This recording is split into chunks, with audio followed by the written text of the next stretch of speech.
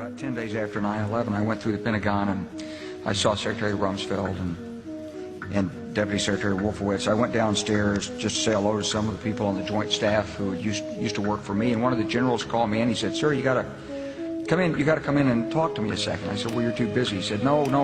He says, "We've made the decision. We're going to war with Iraq." This was on or about the 20th of September. I said, "We're going to war with Iraq. Why?" He said, "I don't know." He said, "I guess they don't know what else to do."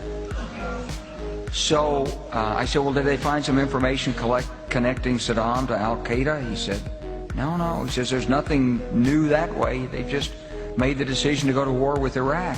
He said, "I guess it's like we don't know what to do about terrorists, but we've got a good military and we can take down governments." And he said, "I guess if the only tool you have is a hammer, every problem has to look like a nail."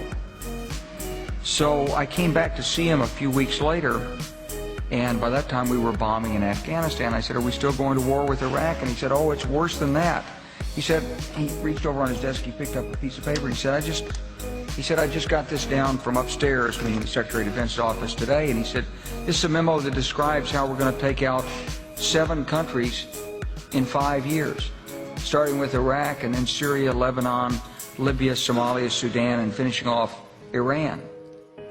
The truth is about the Middle East is, had there been no oil there, it would be like Africa. Nobody is threatening to intervene in Africa. The problem is the opposite. We keep asking for people to intervene and stop it.